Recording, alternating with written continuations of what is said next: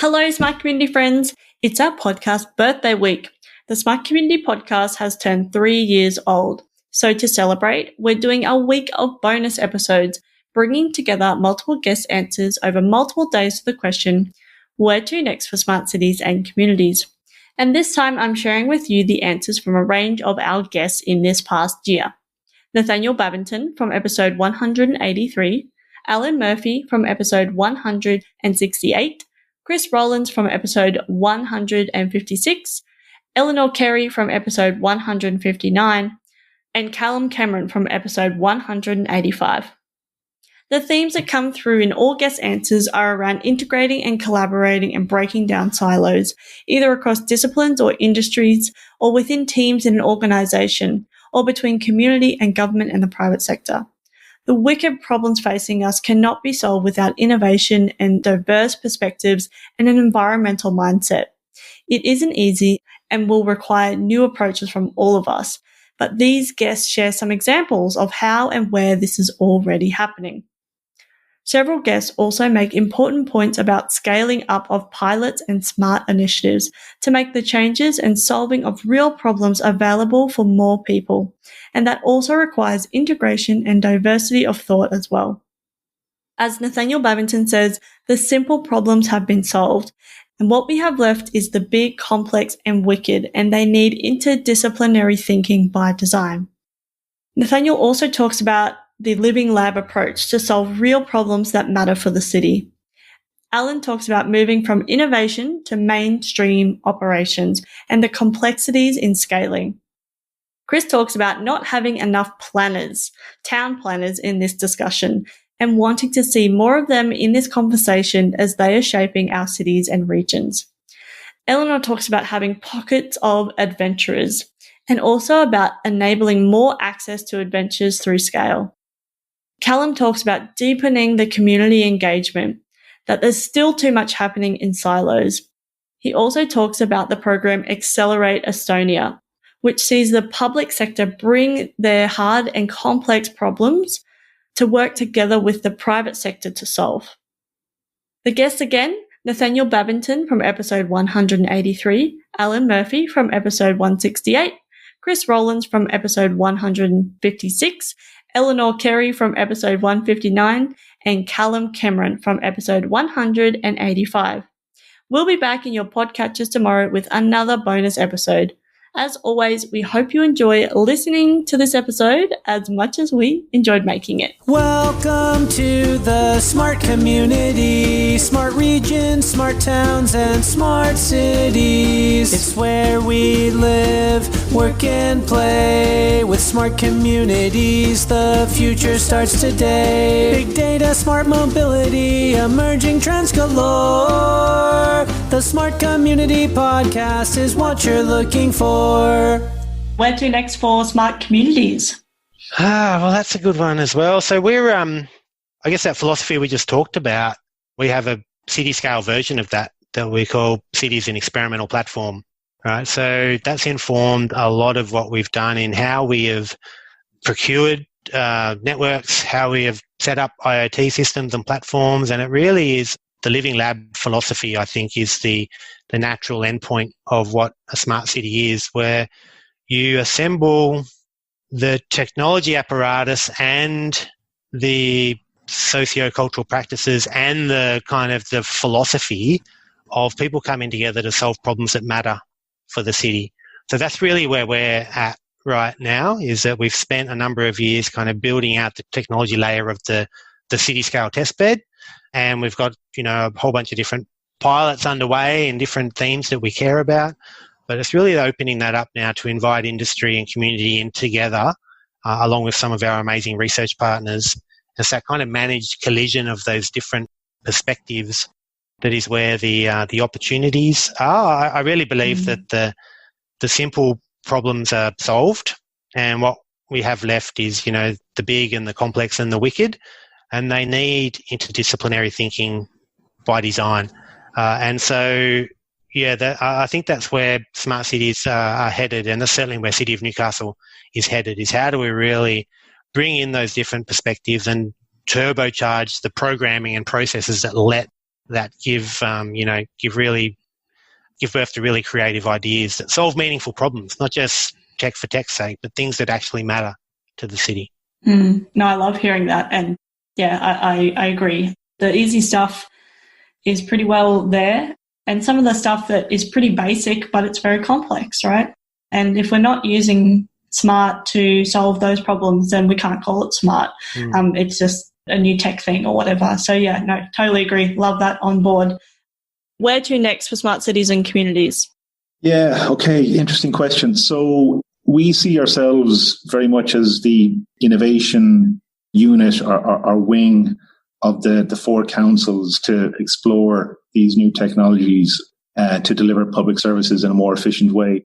What we're seeing is the innovation boundary, if you like. There has to be a handshake or a handover to mainstream operations, and projects, when they come to conclusion, need that transition into mainstream operations, and it ups the ante somewhat for that to happen. I mentioned the gully sensors earlier on, and we've got a certain volume of them around the city, maybe 20 or 30 of them, but there's like 50,000 drains in Dublin city centre alone. Now, these sensors won't go into all of the drains, but there'll be a need to procure a high volume of these in Dublin city centre, or if we go to do this regionally. So that's an example of a successful project and technology being tried and tested. And now we say, okay, we want to scale this up and make it mainstream. So we need to get better at that handover into mainstream operations.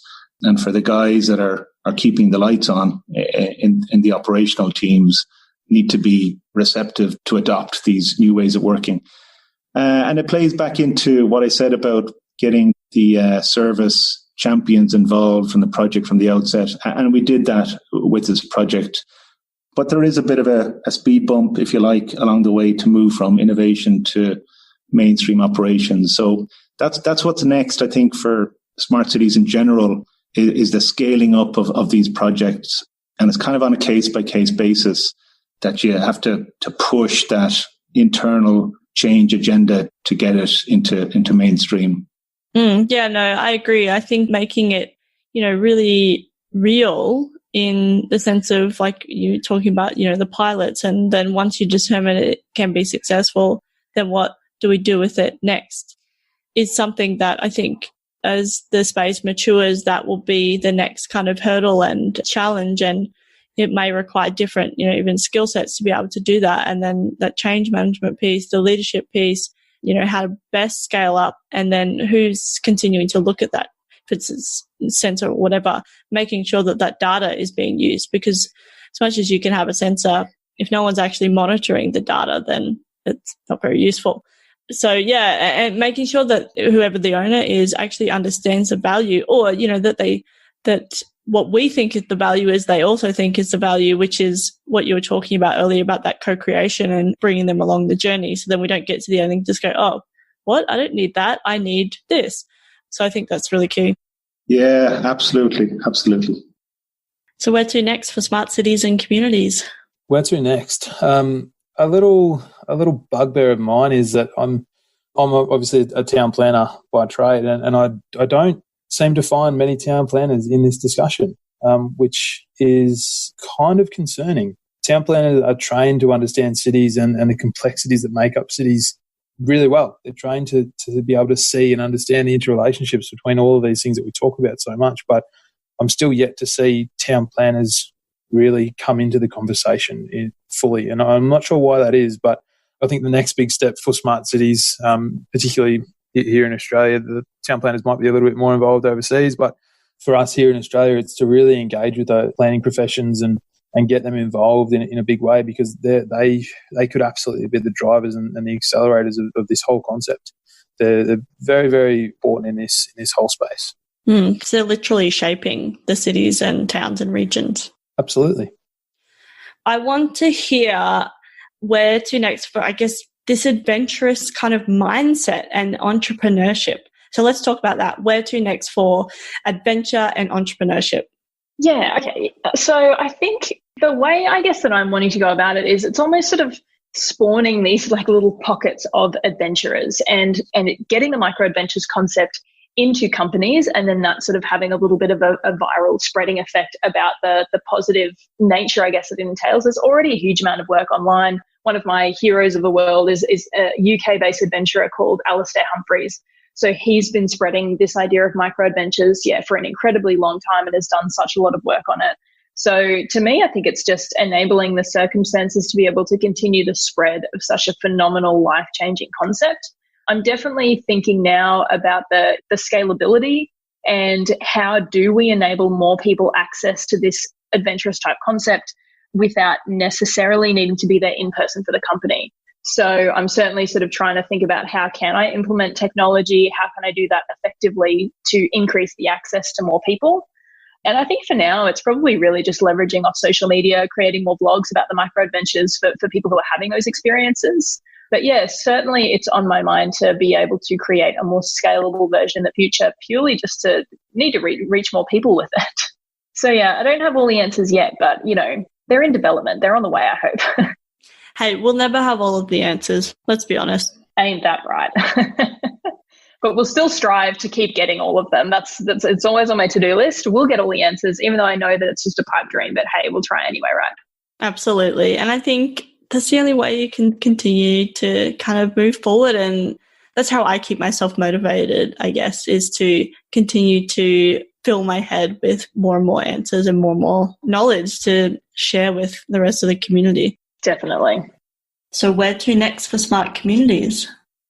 I think, again, maybe I'm getting also a little blinkered here, but I think the most important thing is still on the community side, deepening the community engagement between the whole of society, members from the whole of society, because too much is still happening in silos, which means ultimately we don't get as much done as we could get done.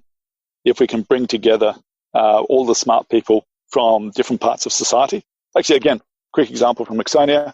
We have a program here called Accelerate Estonia. And it's actually a government innovation unit where the government brings, or the public sector brings their big, wicked problems from society here. Things like, what's the future of work going to look like here in Estonia, particularly in the east of Estonia, where we have a primarily ethnic Russian population that our friendly Russian neighbours have been trying to destabilise ever since the initial independence or re-independence of Estonia.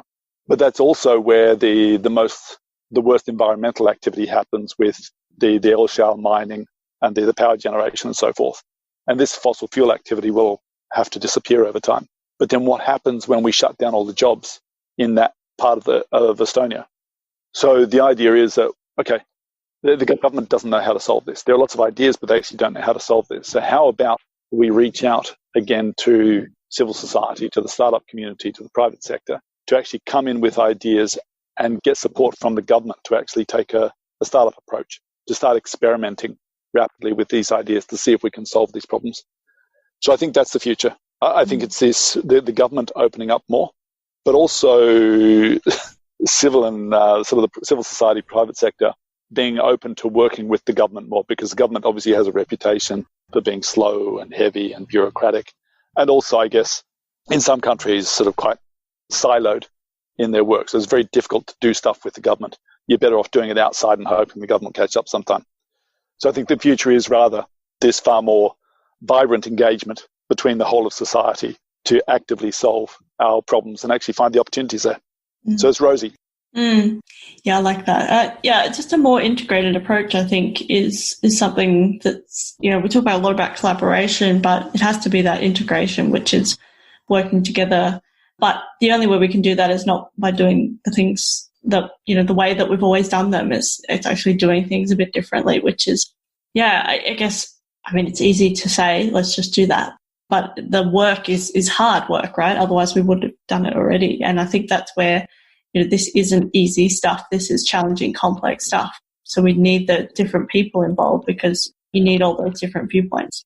Yeah, you need the different people involved, and you need to, and this is what I try to build personally with governments around the world, is to build in this, so bring in the people, build in the experimental mindset.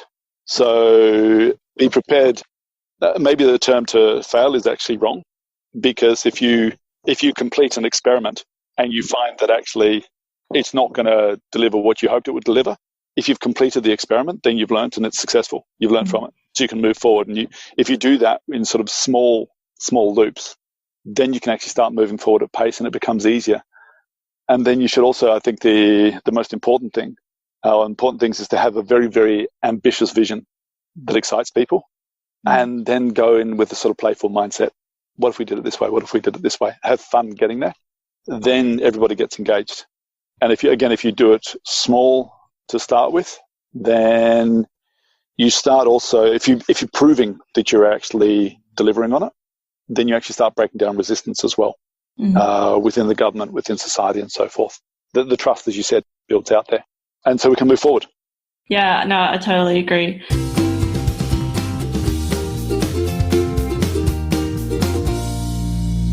The Smart Community podcast is brought to you by My Smart Community.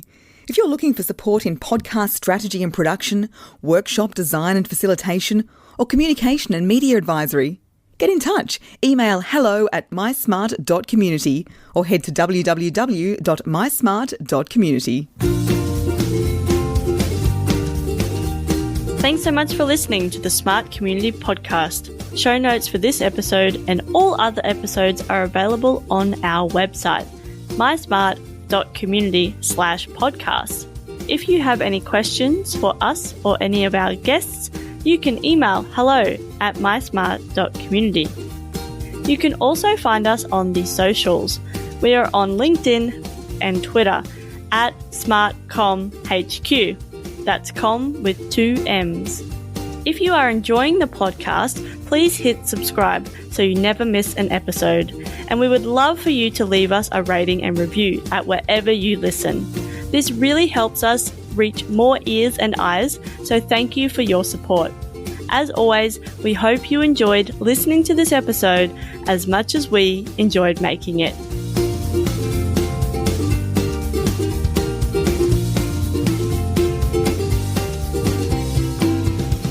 The Smart Community Podcast is what you're looking for.